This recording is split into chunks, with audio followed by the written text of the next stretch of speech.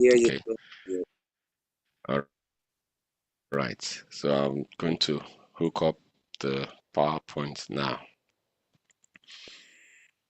Oh, pray God will take control of everything tonight, as usual, and we'll give Him the glory at the end of the day. This is His work, Amen. and Amen.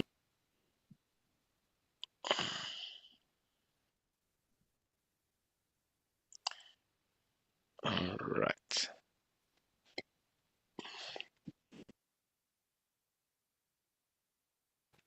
Okay. I think. Let me know if you can see the screen.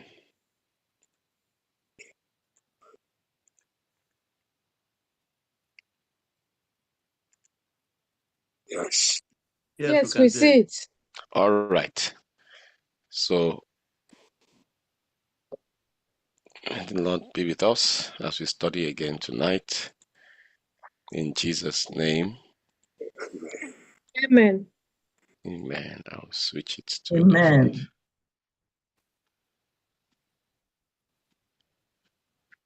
All right. So, thank you for the singing, Mrs. Prayer, and who sang earlier? I think it was Miss Obioma Chima. Am I correct? Did I Yes. get Yes. it right? Thank you for the passion in singing. And Miss Elena Kogu, thank you for the introduction. God bless you. God bless the rest of us as we look into His Word. Let's go straight into the study. Let's pray. Our most gracious and Heavenly Father, we thank you again for the privilege of opening your Word. What a beauty, what a blessing it is to take our fingers through the pages of your hallowed words and glean the truth out of them, those beautiful gems that we need to mine out of your word.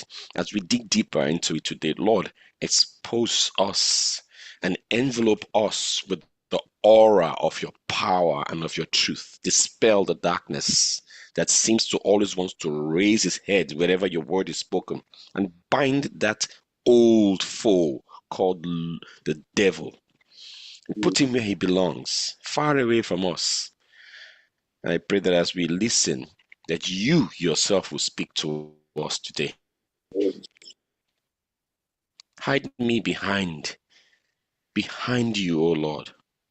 Let Calvary be exalted, and the glory of our risen Lord. Amen. Amen. Amen. Uh, Amen. um, I had put up a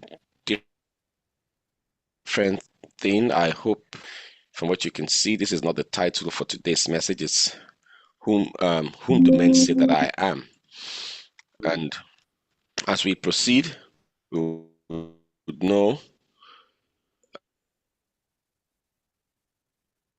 uh, and continue to walk with God. Yesterday, we looking at another very important topic, and today we'll be looking at the question that Jesus asked that caused a stir in the hearts of disciples. We want to look at it from his perspective, and see and try to understand what he was trying to tell us through those words and what we learned from the disciples eventually. Forgive us if the message, sometimes I got some feedback that there was some static yesterday. I don't know why. Um, the internet is supposed to be strong enough, but I pray to be stronger today.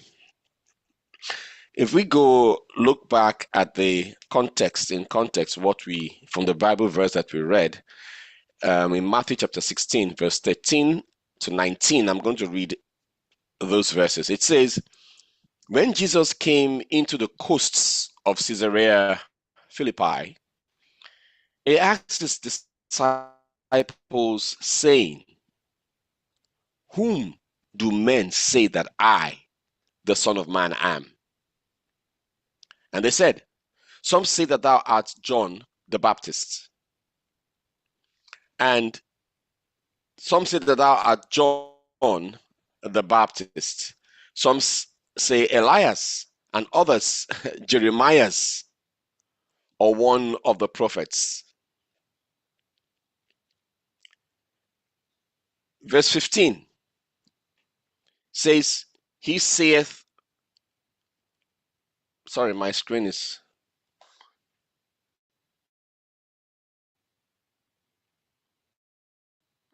acting up here. We're seeing it all. From my end, it's giving me a little.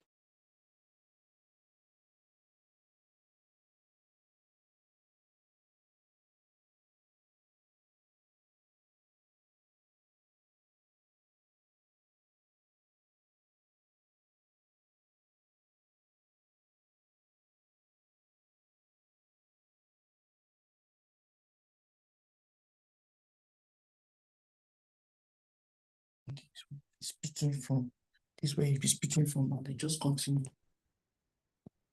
I'm trying to change some things here. Okay. Can you hear me? Yes, we can. Can you hear me? We can hear We you. can hear you. Okay, better. I'm trying to adjust as I go on. This is lots of static at this, just freezing up and freezing up. Sorry for that. I apologize. Let's see how it goes. God will take control. All right, so I'll read it again. It says, when Jesus came into the coast of Caesarea Philippi, he asked his disciples, saying, who do men say that I, the Son of Man, am? And they said, some say that thou art John the Baptist. That's a great name. I mean, for you to be identified or to be likened to John the Baptist. Remember, Jesus' testimony of John the Baptist was this. He said, no man greater than John the Baptist had been born. I'm paraphrasing.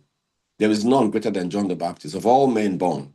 So you could see, being associated with John the Baptist, you could see something was a big thing, right? Some said Elias. I mean, who could be to be compared to the Elias who called down fire from heaven? And others said Jeremiah, the crying prophet, or one of the prophets, including Moses. He said unto them, but whom do you say that I am? That was a direct question to the disciples. You have heard the testimonies of men. What is your testimony of the Son of Man? Verse 16 says, and Simon Peter answered and said, thou art the Christ. Now let's pause for a second and look at this very critically.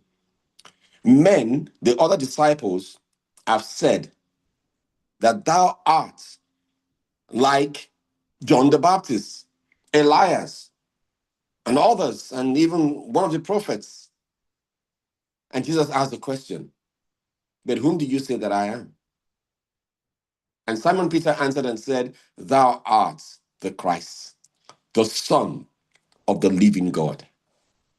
And Jesus looked at him and said, and answered and said unto him, blessed art thou, Simon Bar-Jonah, for flesh and blood, because it was flesh and blood that revealed that Jesus was John the Baptist.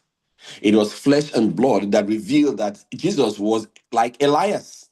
It was flesh and blood that revealed that Jesus was like the other prophets, the Jeremiahs of the world, the Moses of the world.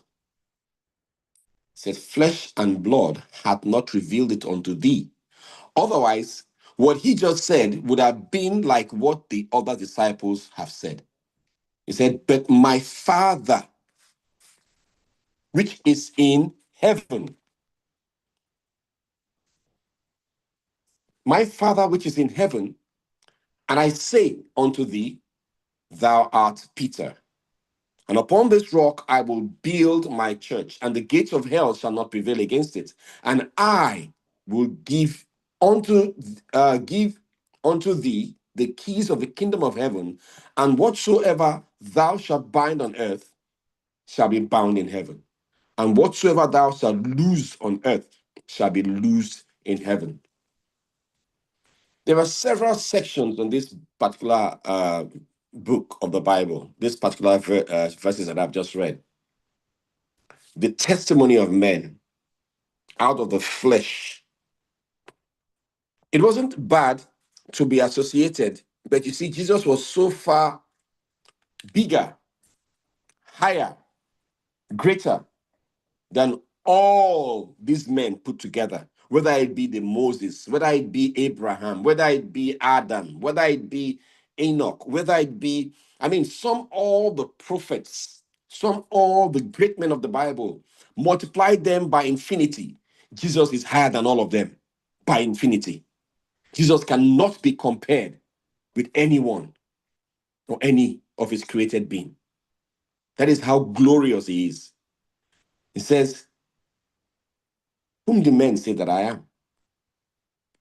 And out of the mouth of these men who have spent some time with Jesus now, who have seen him, who have tasted of his goodness and have seen his miracles, they confess.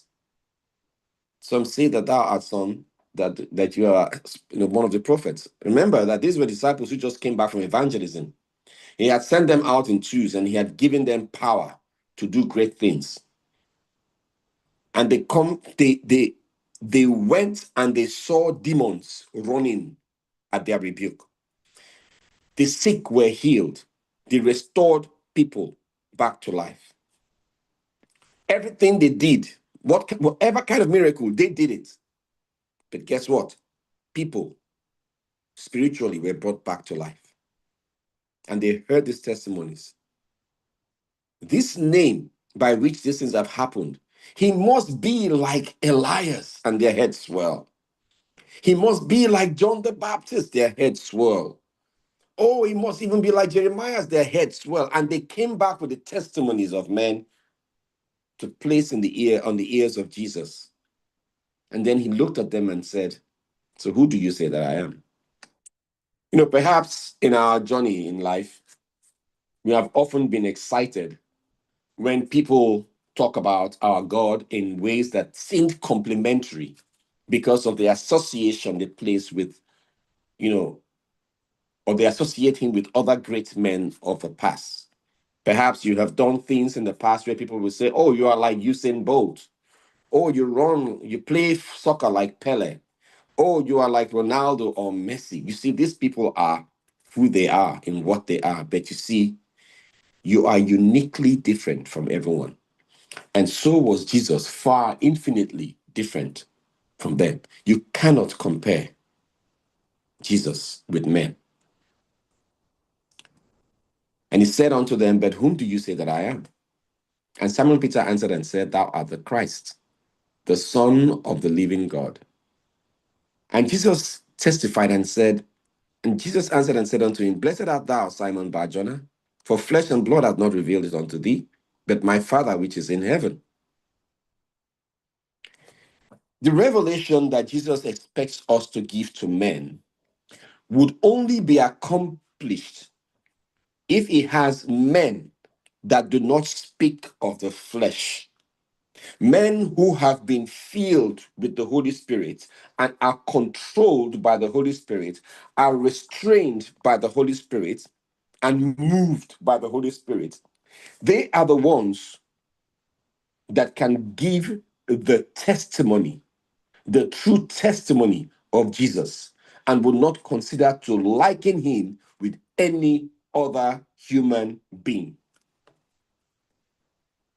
Men who are led by God himself can use them to reveal God to the world.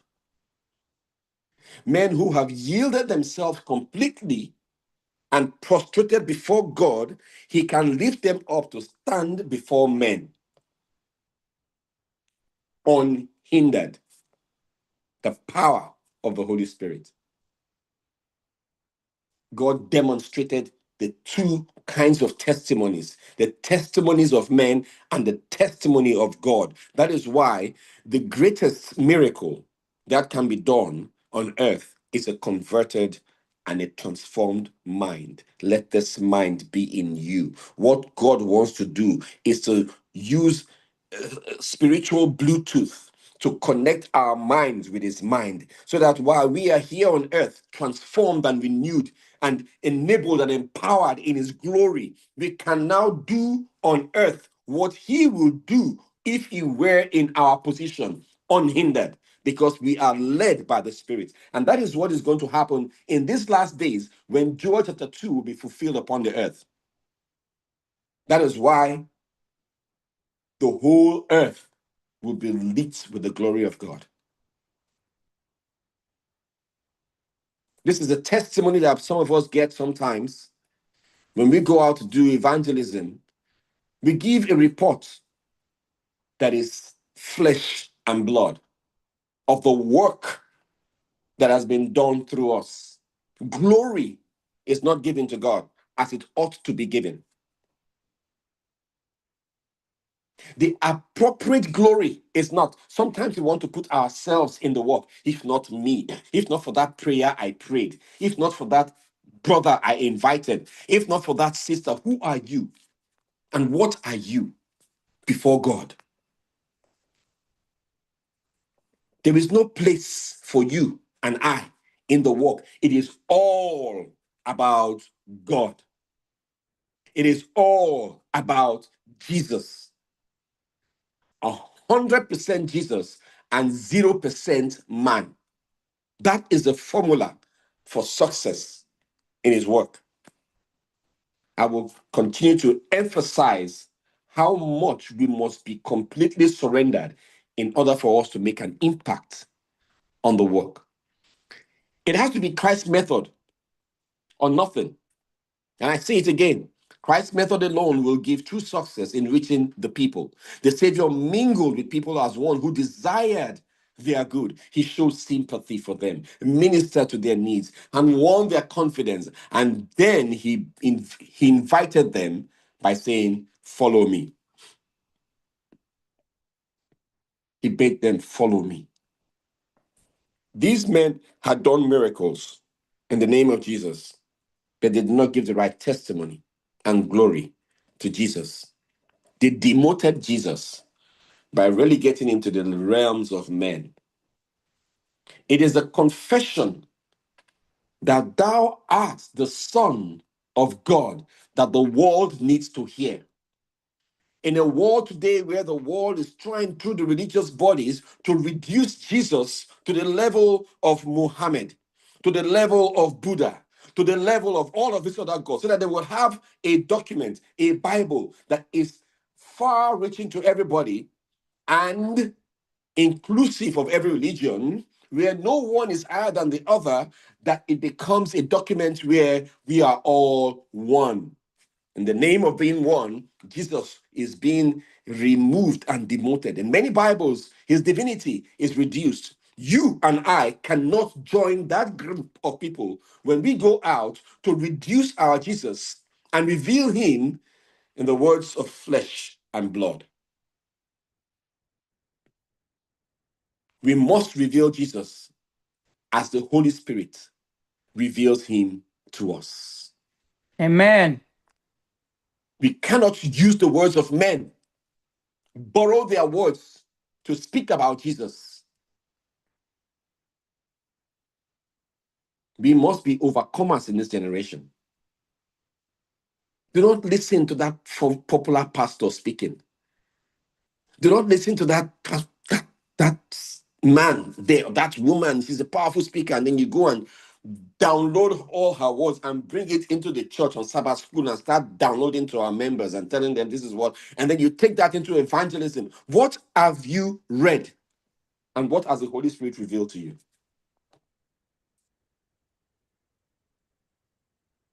The method of Jesus cannot be substituted. Amen. It says, the time drew near when Jesus was to die. And N.G. White wrote this, and I had to just put this. Give me a minute to just read some of this. It's about 4 slides. Powerful message. She said, in selected, the time drew near when Jesus was to die,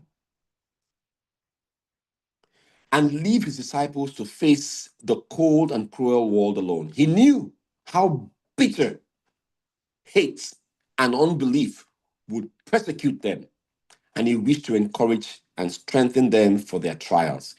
He accordingly went away by himself and prayed for them, interceding with the Father, that in the time of that fearful test which awaited them, their faith would not prove would prove steadfast, and his sufferings and death might not utterly overwhelm them with despair.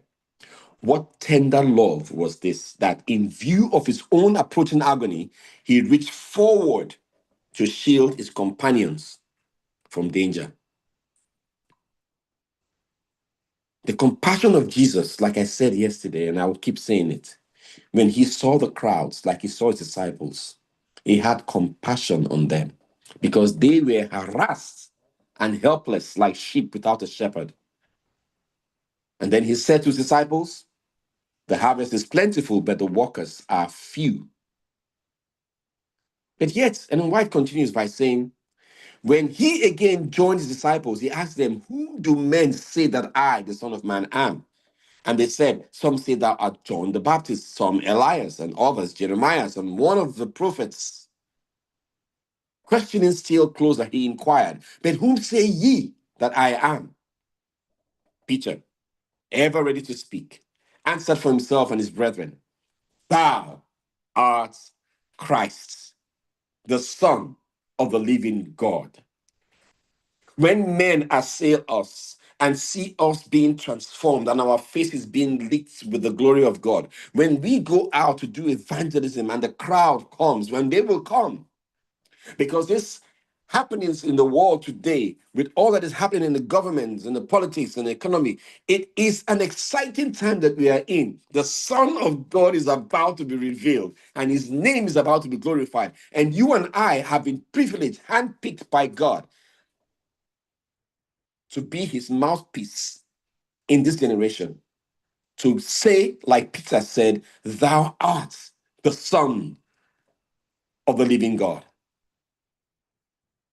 Those words are powerful in themselves. And Jesus answered and said unto him, blessed art thou, Simon Bar-Jonah, for flesh and blood hath not revealed it unto thee, but my Father which is in heaven. Notwithstanding the faith of many, or notwithstanding the faith of many had utterly failed, and the power of the priests and rulers was mighty against them, the brave disciple thus boldly declared his belief. Jesus saw in this acknowledgement the living principle that would animate the hearts of his believers in coming ages. It is the mysterious working of God's Spirit upon the human heart that elevates the humblest mind to a knowledge above all earthly wisdom, an acquaintance with the sacred truths of God. And indeed, blessed art thou, Simon Bar-Jonah, for flesh and blood had not revealed it unto you. I want to read this place again. And wherever you are, place your name where Simon Bar-Jonah is. Ah, indeed, blessed art thou. Mention your name there. For flesh and blood had not revealed it unto thee. I say it again. Blessed art thou, Paul Ogaga. For flesh and blood had not revealed it unto thee. May it be that in our evangelisms, we will not have flesh and blood giving us revelation, but we will have the Holy Spirit in full control of our faculties, of our thoughts and the thought process of our mind. May he seize us and lead us as he led Jesus when he came out of a baptism and he was led into the wilderness by the Holy Spirit. So that when we speak, we will Amen. say, blessed art thou. Putting your name there. For flesh and blood will not reveal anything to you, but the Spirit when you step out.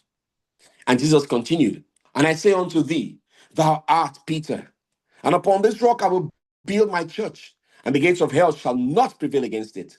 The word Peter signifies rolling stone, as we know.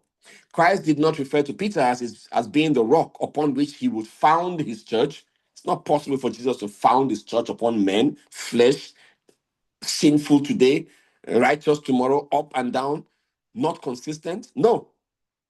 The foundation of God's church will be built on something that is solid and eternal, and that was Jesus himself. His expression, this rock, he was pointing to himself when he spoke. This rock, upon this rock, the rock of ages, upon this rock, applied to himself as the foundation of the Christian church. In Isaiah chapter 28, verse 16, it reads, the same reference is made. Therefore, thus saith the Lord God, behold, I lay in Zion a foundation, a stone, a tried stone, a precious cornerstone, a sure foundation.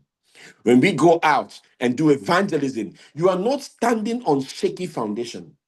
You are not standing on something that has been built by men. No, you are standing on a foundation that you can jump as high as you want.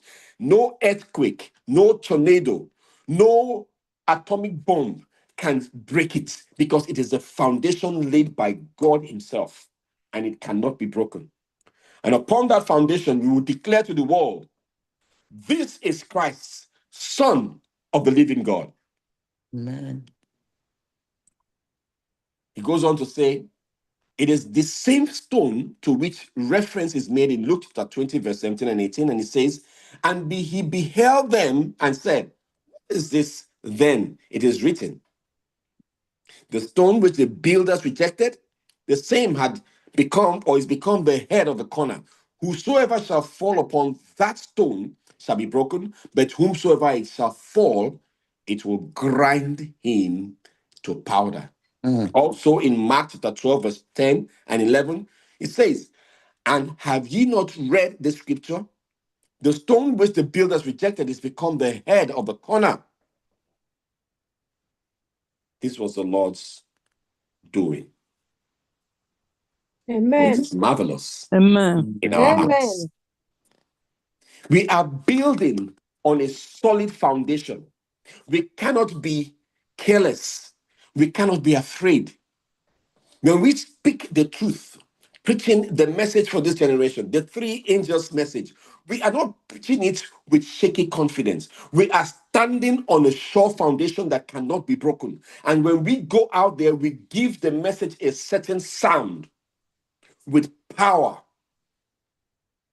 Not our power, but with the power of the Holy Ghost, because that is his message. But he has been looking for laborers. Would you be part of the few laborers?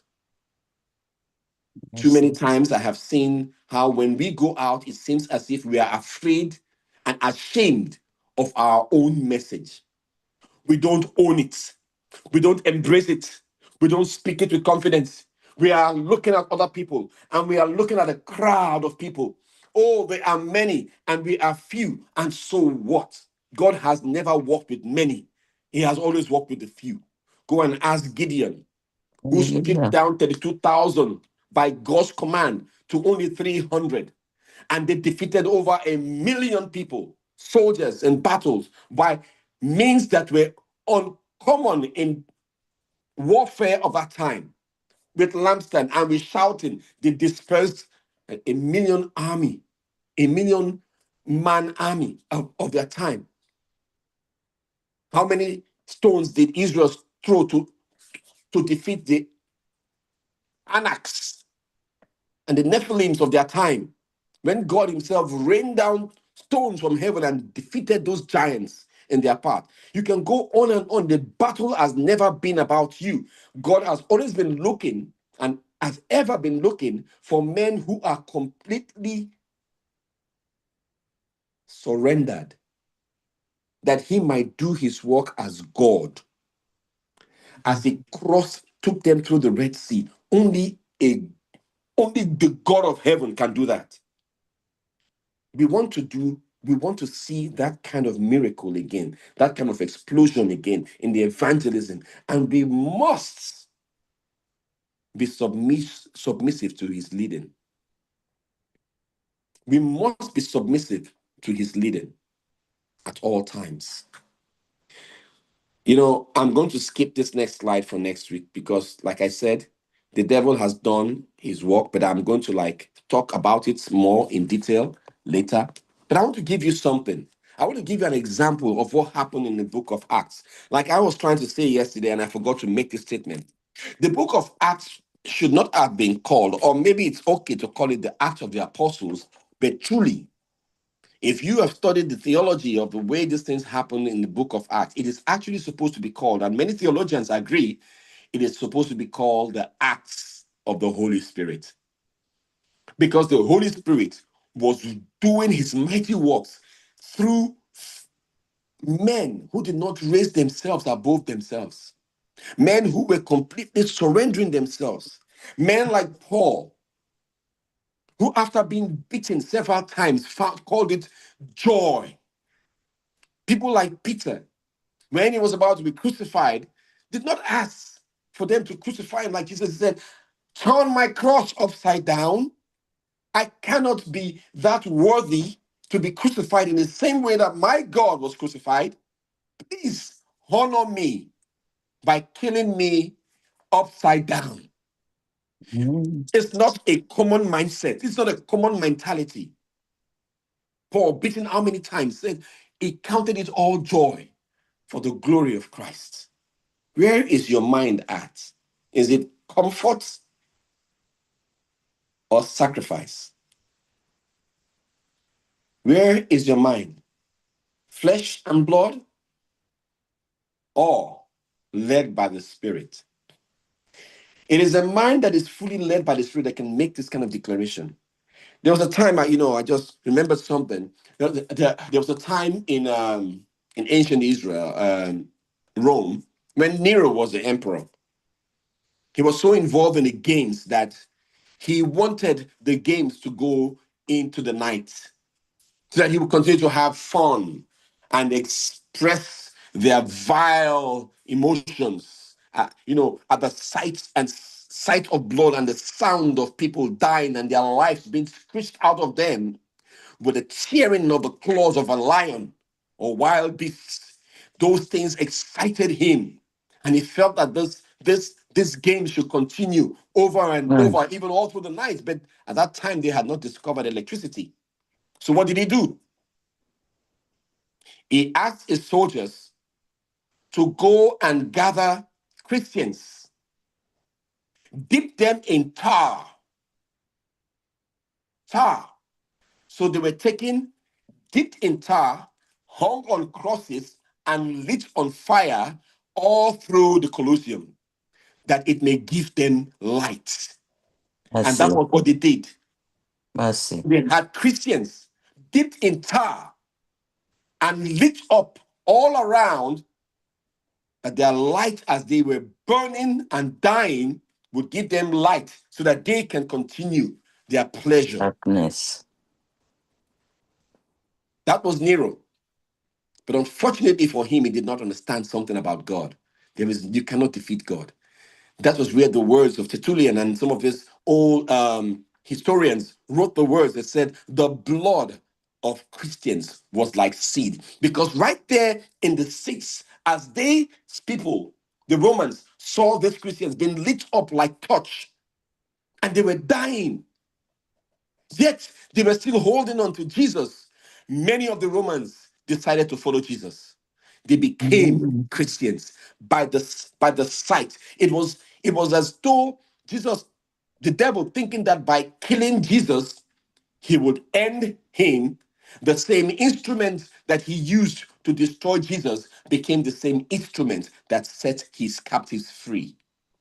And And as he also set these Christians on fire, it was that same fire of their death that stirred the hearts of many and said, I want to follow this God. So the life of the disciples, of the hallelujah. Christians of the time of Paul, continued to wreak in so much havoc in their time, because it was not the act of men, it was the act of the Holy Spirit. It was the act of God himself through men who have yielded themselves to him to be used fully. And so you see that in the book of Acts, when we look at it, you would see a place when you would see in the book of Acts, chapter 1 to 5, what would you see? It says the disciples came out, and what was there? 120 disciples in the time of Pentecost, right? After they are praying and gathering together. What happened next? In Acts chapter 2, 3,000 were called. 3,000 converts came out. Acts chapter 2, verse 41 and 42, we read that yesterday. 3,000 men were baptized. And after that, what happened? 5,000 in the book of Acts chapter 4, verse 4. 5,000. Not only that, more and more came forth out of that. Acts chapter 5, verse 14. But if you read Acts chapter 6, verse 1 to 7, you will see what happened. Not only did they come from 120 disciples that turned into 3,000 new converts, and then to 5,000 men, not women included, 5,000 men. If you add women, that's probably double that. And if you add children, then you're talking about maybe 15,000 people. But yeah, it grew more and more. Even in the midst of persecution and trials and death, the word of God was going forth because it was not the works of men, it was the work of God. Hallelujah. And Hallelujah. it continued to increase even in the book of Acts, chapter 6, verse 1 to and 7. It increased. Adversity has a way of lending itself to the growth of the church. And it continues. And we are told also in the book of Acts, chapter 9, verse 31, that it grew in numbers. It seems as if there was no stopping the Holy Spirit. And therefore, there is no stopping the Holy Spirit. When the Holy Spirit sees men and women who have yielded themselves to Him, there is no stopping Him. He will go Amen. and He will do His work unhindered. And of course, in Acts chapter 16, verse 5, it says, church planting now began. And what else? We see many thousands in Acts chapter 21, verse 20. Many thousands. This was how the church grew in their time. This was how the church grew in those days. Now, all that I have just given you on this slide, I can give a week sermon on just this alone. It is amazing to think about what the Holy Spirit is still. I've read this 100 times. I still feel the chills whenever I talk about it because it is an amazing achievement through feeble, uneducated men, people who were not supposed to be seen as men of class in the society, who did not go to school to read, except Paul and a few of them. But God lit these people with his fire, that when they opened their mouth, they spoke with power.